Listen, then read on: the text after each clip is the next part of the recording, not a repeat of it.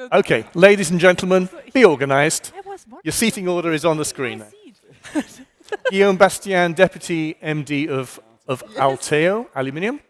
We have James Watson, the Director General of Eurometaux. Marie-Christine von Hahn, who's with the Industry Association for the German Aerospace Industry, BDLI. We have Mathieu Schwander, who's a policy officer from the European Defence Agency.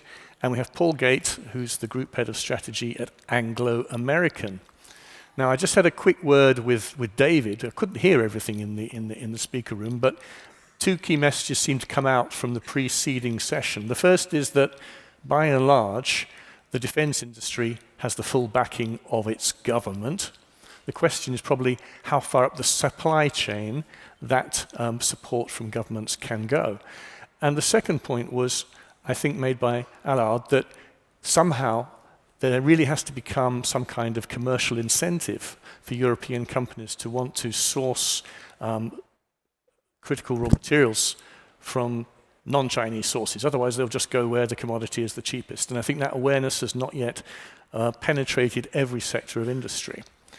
But let's now turn to our panel.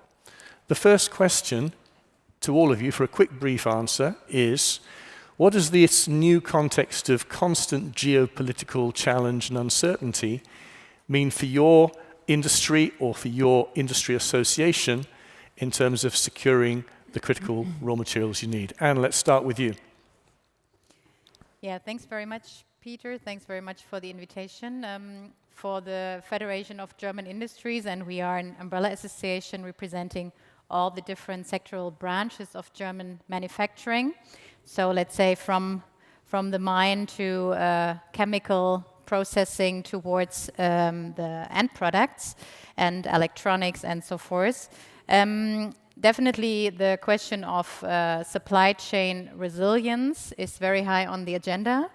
Also with regard to securing raw materials, since we speak here about security and defense, and it was mentioned in the panel before, the security and defense industry is very much aware and has long experience in securing their supply chains. So especially not only with COVID and then also with the start of the Russian war in Ukraine, the companies very much implemented already a lot of measures to mitigate the risks, starting obviously from risk management, supply chain management measures, to very intensively getting in dialogues with their suppliers on securing material towards stockpiling options, warehousing, and so I think a lot also with regard to price. Price risks, different measures they're possible, like with hedging and everything. So, but this is one thing that the companies can do, and a lot has been done in the past and is still ongoing. But I would also say that policymakers and governments and industry are here in the same boat very much, and we heard this in the panel before. So the securing the supply chains and securing raw material and component inputs into defense and security production is a joint effort, and it's a joint task. And so the question is not who is responsible, but it's who is responsible for what and what is the division of labor very much. And there I see a strong need, and here the topic of urgency was done. We are in the process of ramping up production, arms production, and it's about speed. And so it's about having this, and it's happening, having the strategic dialogue between governments and their industrial base, how best to secure that. And what I see here as crucial topics and challenges is very much the question of risk distribution. So where kind of also expected and actual increases in pricing and expenses indeed for stockpiling, for purchases and resilience, let's say, where there is kind of the division for this distribution of risk and of prices. And also where precisely kind of the different policy measures, instruments, also what companies are doing, what companies have as expertise, as knowledge, how this can be very strategically combined and see what is short-term necessary to do very quickly, and that was mentioned here, and what is more of an midterm, long-term industrial policy process, because indeed it was mentioned here, what is true for the defense and security area is in general true for the whole industrial policy area. So how this in a longer run, and this is about industrial policy, can be supported in an elegant way, and also where incoherencies, I think, between different policies can be reduced, is a second task. Thank you very much, Anne. You covered a lot of ground there. Bastien, aluminium, value chain, strategic raw materials. Where do you find yourself in this defense and security story? It's related to the question of... yeah. I see the things a bit different as a raw material supplier or semi-raw material supplier. It's absolutely not easy in the current situation to find our place. And I will be developing that in the next point. But no, situation is difficult. And it's very, very difficult for us to find a good place in this industry today. Okay, we'll let you develop that later on. James, you're probably going to amplify that across all the non-ferrous sectors, right? Yes, indeed. Well, indeed, and thanks for having me this morning, representing all the non-ferrous metals in Europe that are made and produced here. I think that what we can say is that, of course, this is a very unstable time, and instability is not great for our sector, let's be honest. For planning and foresight, you need to have a stable environment. With what goes on across the Atlantic and also what's going on over in China and India and other places, we are aware of rising tensions and rising threats. Of course, our own policy responses might not be exactly as we desire as well. If you look at the rebalancing list, for example, on trade, you see things like copper, you see things like precious metals. Why are we going to make the import of those materials that we need more expensive when we already have a competitiveness crisis? So we also have a concern about how Europe itself will respond to the threats that we perceive, whether they be war on our eastern flank or whether it be trade wars coming from across the Atlantic. So instability, to answer the question you gave at the beginning, instability is a problem, and I think we all see the potential risks of how that could also derail our sector. Yeah, thanks very much for that, James. Maria-Christine, you're responsible for all things that fly, apparently. That's what you told me in the green room. So how do you and your members address the geopolitical challenges for critical raw materials? Well, thank you very much also for having me. It's a particular pleasure since I was in the raw materials sector until half a year ago, and now I'm able to represent a sector that is using all those raw materials to buy really important things. And I think this is the crucial point. Without aviation, without drones, without fighter jets, without satellites, without rockets, there is no defense. We want to build them ourselves. We can build them ourselves because we're so brilliant in that engineering aspect. But we need to run them ourselves as well. We need loads of metals for it. Also, we know the sector knows very well about our great responsibility because the threats are so big. But our crucial point, I think, in addition to all you have said already, is if you want to have an Eurofighter ready at some point in time, you have to start with an order. And before the order is given, the production cannot start. There's really a lot of companies who provide the products that, in the end, and in the jet, in the satellite, in the rocket, wherever, in the drone, but they need orders. And at this moment, I feel that everybody in our big group of stakeholders knows what's at stake. We know about the threats, we know about the density, but we have to get our act together, as Anne said, as those many stakeholders, the armed forces, the ministries, the governments in Germany and in Europe, and the industry players. And all have to find a good way of identify what do we need, how much do we need, when do we need it, what is needed for it. We have to include not our companies ourselves, but also the raw material supply. So it's a really complex endeavor in identifying what do we need, when do we need it, how much do we need, but only when the order is there, the company will start producing. And that's a on top challenge, because before the order is there, I mean, our companies try to take precautionary measures in getting everything ready that they need, but they need the order first. Gotcha. Mathieu, you're in the thick of this from the European perspective. How are you addressing the geopolitical challenges in this field? Agency first is an intergovernmental agency. This is the place for member states to cooperate. And of course, we have identified as others the need to secure the supply of these critical materials and also components. So for sensor, armored components from germanium to titanium.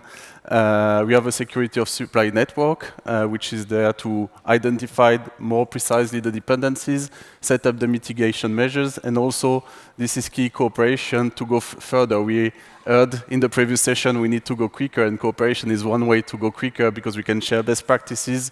Also, start projects as soon as there are 2 or 3 member states willing to advance together. We can start new projects and set up the corresponding mitigation measures. Of course, we do not work in isolation. We also discuss with the Commission, DG Growth, DG Defis, with NATO on the measures. There's the discussion on the European Defence Industry Programme, EDIP, about market monitoring, surveillance, stockpiling, etc.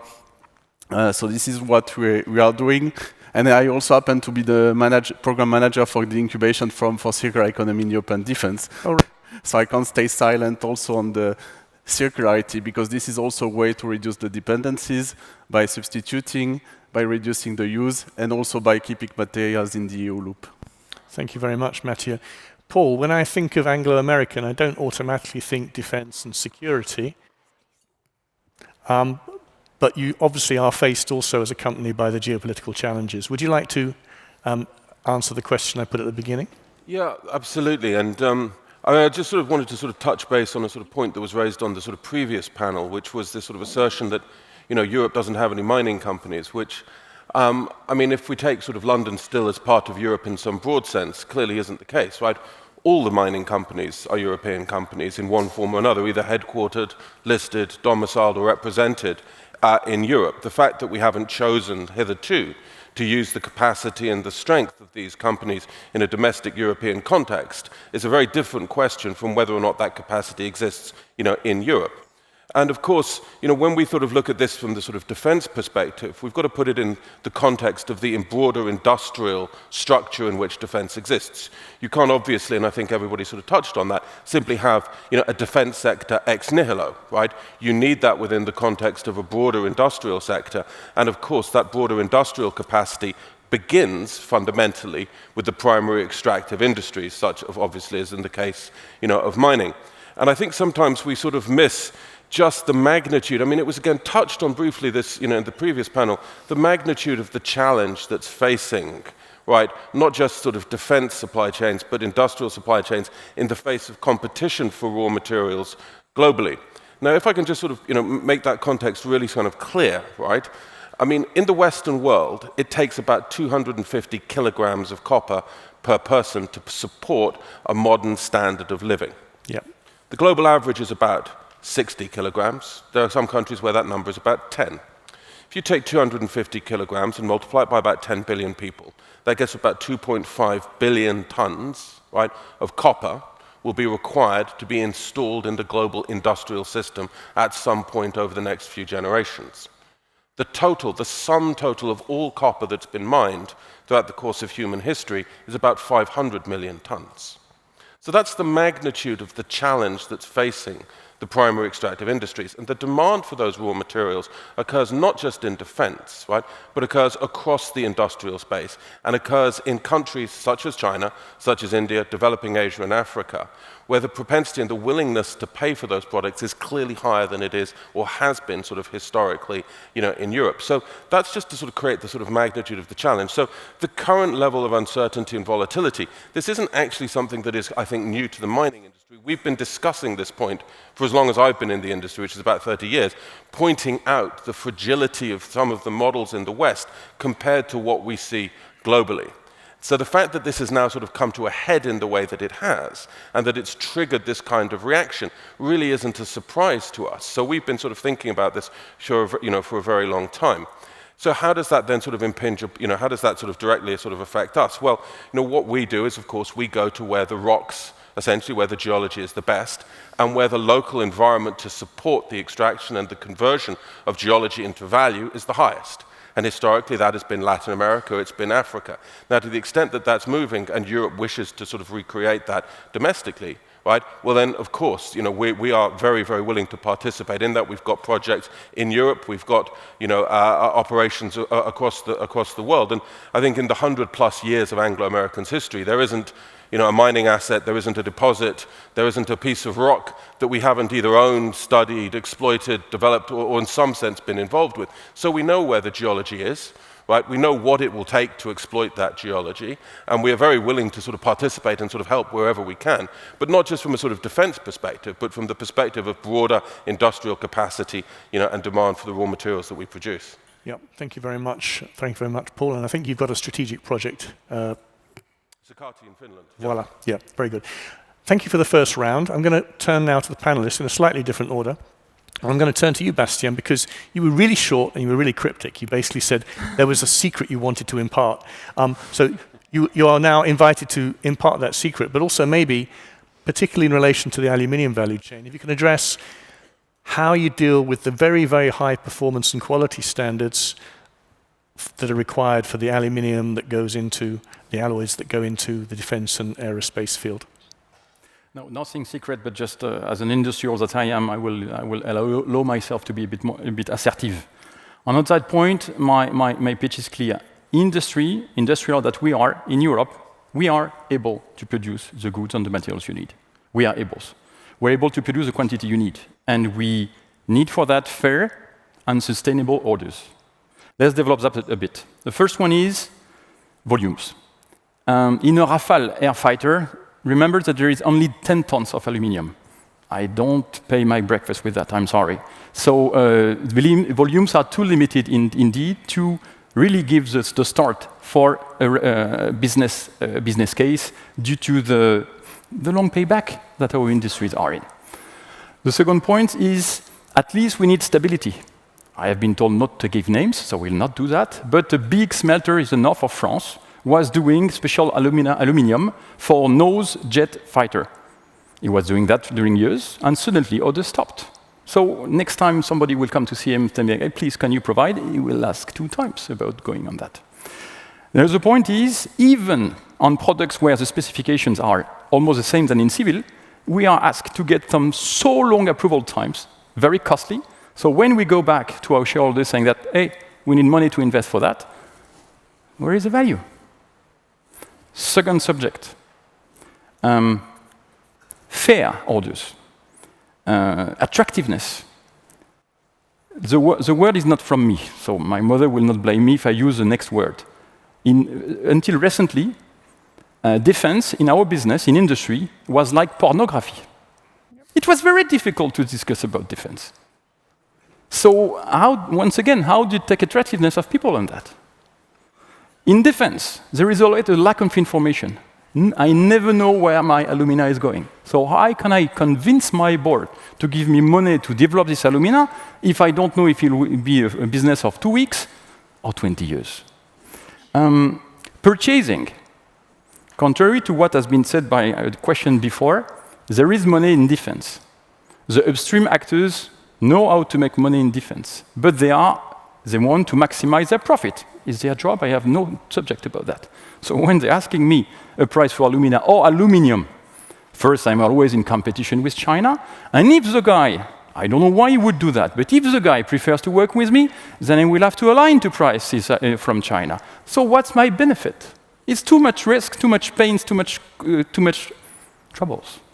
So we are, at the end of the day, very limited list of actors working in defense business. When the war in Ukraine began, we had a problem with gas. And we were asked by our government, if you work in defense, you will have access to gas. So we all looked at, where is my customer who used to work 10 years ago about defense to protect our business? But at the end, it was very, very, very limited. I had a third point. A need for a clear strategy. Look at the way it works in US. There is a clear flexibility on the way to address subsidies, both helping defense and public. So aluminium smelter or alumina, on Mondays they produce for civil, on Tuesdays they produce for military, and specs can be aligned so that we have volumes and we can serve. It's not the case in Europe. It's even worse in China. I'm just arriving freshly from China this morning, and there is a clear target of sovereignty, sorry for my English. And it's clearly written, so everybody is aligned. You know, I am an heavy industrial actor in France, and after 40 years more of disindustrialization, it's very difficult to recreate that from scratch. It's absolutely not easy. So please, first of all, instead of creating something from new, work with the existing industries, and we can do the job. We need to be supported. We are working in more and more difficult environment, constraints, all of them are okay. We don't blame that. But then we need to be protected on somehow, and we need from defense fair orders. I would say that recreating a supply chain takes a lot of time. But again and again, I'm sorry to repeat, but I want my pitch to be clear. There is no need for a particular. Somebody wants me to stop speaking, or? There is no need for a particular industry in new infrastructures. We can supply. We can deliver. We need clear orders, long-term orders, in a collaborative supply chain, on specs, on prices, enable us to produce at long term, and of course, a minimum of favorable environment. I hope I've been clear. Okay, thank you very much for that. And clearly, the question of orders coming down the road and knowing that those orders are going to be there for a good time is a key for making investment decisions. And I'm going to come back to you. You already covered quite a lot of ground, but I'd like to see if you can address something about the exposure of the high-tech industries in Germany to supply chain disruption. Are they ready for this? That cough was telling. That cough was like. Yeah, I mean it's a question that of course is in the discussions, strategic discussions in the companies very much. I would say the level of readiness in the companies is different. As said, especially in the security and defense sector, there's a lot of awareness and a lot of preparedness.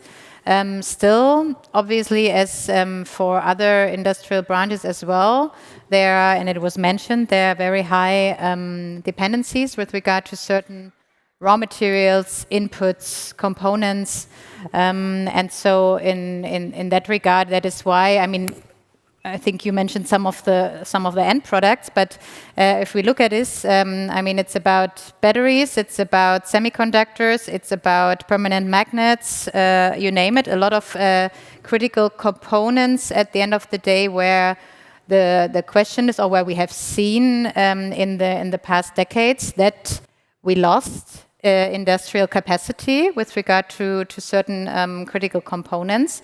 And it's now a very difficult and challenging way to change that again, at least for a certain percentage. I mean, we don't speak about autarky, but we speak about a certain form of resilient industrial base that we have at our disposal with regard to when supply chains are cutted, when geopolitical risks increase, when war is also increasing. So in that sense, we need a better control about the supply chain. And so, as I said, and I think you mentioned one issue that is very important. I think it's the how we can incentivize collaboration across the value chain within industry, indeed, but also with the help of policy frameworks that incentivize that. I think that is quite crucial. And you mentioned the question of demand, of volumes, about, in general, the context environment for industrial production. I mean, we speak about energy-intense processes. We speak about context factors for industrial production as a whole. And I think how to incentivize that, and also at the same time where our competitive the competitiveness of the industry is really much under pressure on a global scale, and where other actors, you mentioned China, you mentioned the US, are heavily investing in industrial capacities. This is kind of where we really need to put our focus. As said, really much sequencing, because I think we cannot, and I think the representative, the high representative from the Netherlands mentioned this, that we don't have the time kind of to look at only, let's say, the midterm and long-term efforts that we also need. But we need to very much be precise and look at the most important things that we can do now with regard to the goals and demands that we identify from the security defense production, rearm production goals, for example. Thank you very much. I'm going to turn to you now, James, and ask whether you think the Critical Raw Materials Act does enough in relation to the defense-specific materials, or whether there's another piece of regulation on the way that does, or whether there's a gap that needs to be filled. Yeah, I think, thanks, Peter. It is a good question. Obviously, you can say the Critical Raw Materials Act is very good for our sector. And I think that I would agree with what many of the people on the panel, including Guillaume and Paul, have said, that in principle, you need to have a strong non-ferrous metals sector, and then you will also supply the defense industry amongst many others. If you don't have that, you're in trouble. You saw in the UK very recently, and again, it's not non-ferrous, they realized they couldn't let their last steel smelter go, so they nationalized it. This is not a victory of public policy. Let's be absolutely clear about it. That's a failure. And we mustn't celebrate that, because we need to avoid getting there, which means the policy framework needs to be right. When we look at the Critical Raw Materials Act, we in Eurometaux assess that you need about 10 new mines, 15 new processing facilities, and 15 new recycling facilities to get anywhere near the targets by 2030. Still sounds good, but where's the money, Peter? And then if you actually look in defense, there isn't really anything saying there's going to be any money for defense. If you win a strategic project like Paul, where's the money? Well, you might get better permitting, which is nice. That's always a help. But if there's no dedicated fund for it, and I'm not saying it should be entirely subsidized by the governments, but a little bit of support would go a long way to leveraging capital from other sources, the market or investors. And this is what I think is the missing part. And it's missing for defense, it's missing for, if we were talking about automotive, so it's just a missing piece. And it's not that we haven't got a history of developing banks in Europe. We do develop banks. We've got EIB, EBRD, more recently a hydrogen bank. These are providing billions of euros into their sectors. I was going through the Metals Action Plan because I was really keen to see if there was something for us in defense. And I found a very small fund of about 150 million that can be used in 26 and 27 for research in defense in steel. I think if we're all honest with ourselves, if we're truly serious about the rhetoric and the ideas of rearm Europe, unless you actually really put a good heft of money onto the table, why will my colleagues left and right of me invest here in Europe and not go somewhere else where they find a better deal and a more competitive place to be? We have to be realistic. We need financing, Peter. And if that's the big gap, that's the one that we need to address. And just to finish on rearm Europe, because people say, yeah, but James, there's 150 billion in that. If you go through the fine details, that's not going to us in the non-ferrous metals. That goes to people who are making defense, and they only have a requirement of 65% of the materials they use should be coming from Europe. Now, I can't tell you if that's good or bad. We have to look further into it, but it's certainly not a free ticket for lots of production of non-ferrous metals in Europe. So still, even with that huge headline figure that was put forward by the von der Leyen II Commission, it's still not clear that that's really going to help create a very strong non-ferrous metals industry, because we also agree with Guillaume very seriously. You don't replace a car with a tank. If we lose lots of cars, you're not going to build the same amount of tanks. It's not the same. Yeah. We need a healthy sector. We need healthy off-takers. Thanks, Peter. Okay, thank you, James. I'm going to now turn to you, Paul, because we've just heard from James things that need to be done better if projects are to get off the ground.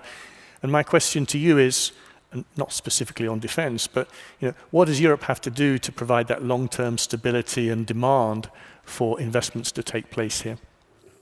It's an interesting question, and sort of touching on some of the points James sort of mentioned, and again, sort of referencing the opening speech this morning, right, where the comment was we swapped, what was it? We swapped sovereignty for savings in Europe. I don't think that's actually true. What we swapped is sovereignty for consumption.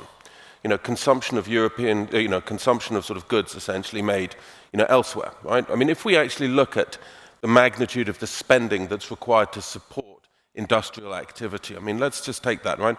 At the turn of the sort of Second World War, the net saving rate in the West was about 12 to 15% of GDP.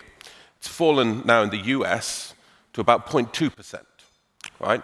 So the basic point is we have built an infrastructure, built an ecosystem, built an industrial sort of system, after the end of the sort of Second World War, that over the last sort of 30 years we've run down, right? Now, if we were to actually be serious about rebuilding that kind of industrial capacity, that kind of infrastructure, that's the order of magnitude that we would need to see reversed, right? That gives us at least a ballpark figure of what it took to create it in the first place, what we've then sort of subsequently consumed over the intervening period, and where we would need to go sort of thereafter. And of course, that's an eye-watering amount of money, but it's commensurate, of course, with the amount of money that we've seen invested elsewhere in the developing world to rebuild, to build the industrial capacity that we now find essentially sort of challenging. So I just sort of put that kind of, kind of context more sort of broadly. But then, and I just sort of unpick that a little bit more, right? I mean, there was an IEA report recently, I don't know if anybody sort of saw it, right, about the level of grid investment that would be needed, right, out to 2040. 80 million kilometers of new grid network, either to be replaced, refurbished, rehabilitated, or whatever. That's equal to the sum total of the installed capacity globally at the moment, right? And that ignores the impact of things like AI, electric vehicles, data centers, and so on and so forth, right? That's the order of magnitude of the investment and therefore the spending and therefore the savings and investment that is actually going to be required. Are we prepared as a society to move away from the levels of consumption that we currently enjoy to make those sacrifices for the future in the form of investment and savings today that will build that capacity? And that's essentially the sort of fundamental challenge. But then when they sort of take it back to a sort of more localized level, sort of Anglo, well, what do we need, right? I mean, we discovered Sakatti in 2008, right? With a fair wind behind us, we will be producing from that asset in the early 2030s, right? Now, why is that, right? Principally, it's a function, not that we don't know what's there. We know the geology. We know how to mine the stuff. We've been doing that, right, for over 100 years. What it is, however, a function of permitting, of regulation, of the study work. Now, it's not to say that we shouldn't be doing this. Of course we should, right? We should be operating at the very highest standards globally. But the process by which we do that, the process by which we demonstrate that we can do that, needs to be radically foreshortened. The sort of the loops that we have to jump through, and also the political capital that people are prepared to put at work to support an investment like this. The mining industry, and again, it was touched on this morning, the mining industry has a trust rating on most global surveys behind that of tobacco, right? So a product that kills you slowly, right, is considered more trustworthy than the very basis of all industrial and economic activity, which is, again, the primary extractive industries. Were we to think about sort of agriculture, of course, we wouldn't sort of think about it in those terms. But mining needs to be thought of in the same kind of terms that agriculture is thought of in a European setting in order to expedite the kind of changes that are needed to support the, as I say, the deployment of political capital, politicians standing up and very vocally saying this is absolutely crucial and we are going to expedite it for these reasons. Now then when it comes to, to sort of financing, again, it comes down to dollars and cents, right? Where will we put the money, right? Where will we find the money? Debt capital isn't an issue. We can always find that. Equity capital, risk capital, are people prepared to do that? Are people prepared to look at sort of innovative partnering funding structures? Are they prepared to look at sort of the fiscal policy that stands behind and supports money? Do they really want Europe to compete for capital on a global basis or not? Those are the kind of questions that we need answering. Thank you very much for that. Paul.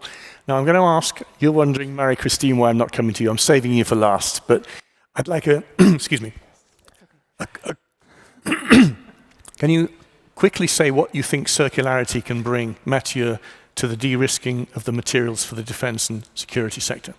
Well, as I mentioned initially, I think the first thing is to reduce the demand, because on imports, I think substitution, there's also extending the lifetime of assets and making the most of what we have, because we have also in defense lots of decommissioned assets that reach their end of life.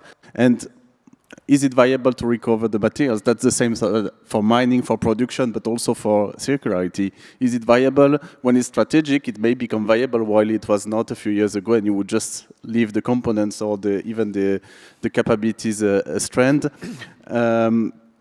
So that's key. But for all this discussion, mission first, we need to fulfill the requirements of the armed forces. So this is true for the materials.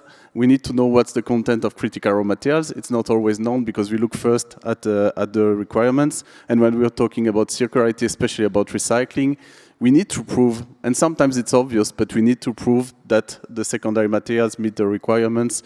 And I'm used to saying sometimes we should also sometimes start by the small scale, put a part on the table, show that it's possible, or advertise, because I've heard in other sectors, I've worked also with the automotive industry, sometimes the innovation is there, but since it meets the requirements, we don't say that it's something coming from recycling, so we should also work on the messaging on this.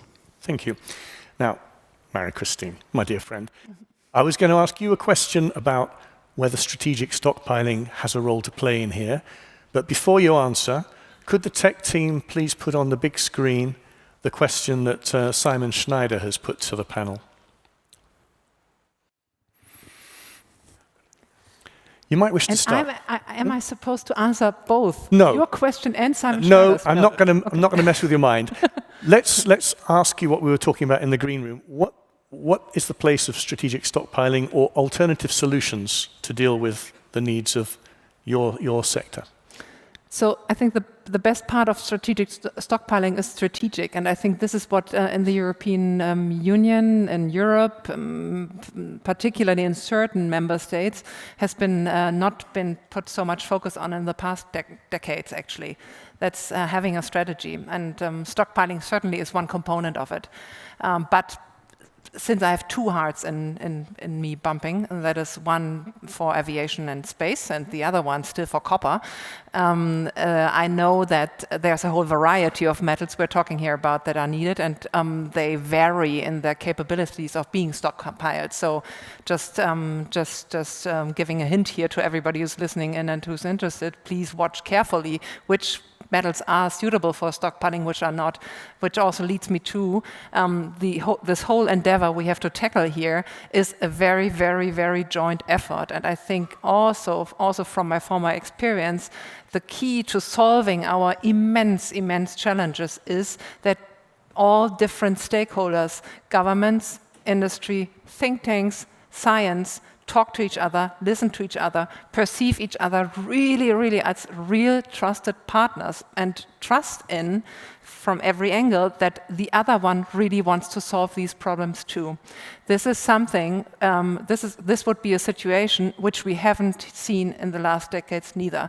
There have always been good communication channels between some people in industry and some people in politics and some people in science, but not all together.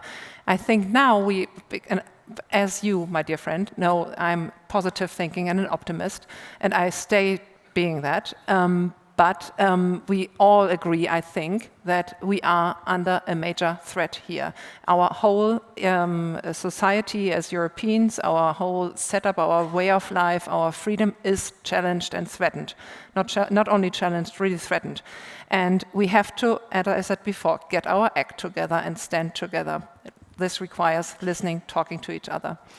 And this is a chance. If we do have this common understanding in the first place, and I think we do, then it's now a matter of prioritizing what comes first. And you pointed it out, first of all things always comes sovereignty and security. And if we agree on that, we have to ask ourselves, what do we need for it? And this is a whole lot of things. It is metals, it is other raw materials, it's infrastructures, it is industries that can produce those products we need. So, but that requires a joint effort, and this is what we have to look at now. What are our circles of friends, of our allies within the member states, within the different stakeholder areas? How do we talk to each other? Where do we talk to each other? Who makes the plans? When do we meet? Where do we meet? And everything has to, unfortunately, happening right now, actually next week. Thank you very much. I'm afraid we won't have time for Simon's question, but I'll tell you what it was. It's about whether stockpiling will ever happen because governments appear to be too scared to make a mistake by even starting on developing such a scheme. But I think that's probably a discussion we can have outside of this room because I think it's a very legitimate question. We're now counting down the last minute and a half. The subject of this panel was the geopolitics as seen by industry in terms of defense and security needs. I'm going to ask each of you to say one word, not a sentence, but just one word that you think is the key word that we should take away on, on this in relation to critical raw materials. Anne? I think it's public-private partnership up to speed. Okay, Bastien. Clear guidelines from governments, because this is a too serious subject to be let in the arms of the industry. That's Okay. not one word. Yeah, exactly. Well, we have different rules for French. Okay. Exactly. James. Finance. Marie-Christine. I take two. Yeah? Kill bureaucracy. Some of us are ex-bureaucrats. But never mind. Mathieu. Cooperation. Thank you. And Paul. Long-term clarity. Well, that was three words. or two, if you hyphenate it. Thank you very much. A round of applause for the panelists, please. And you may now leave the stage. Thank you very much for that. Very good.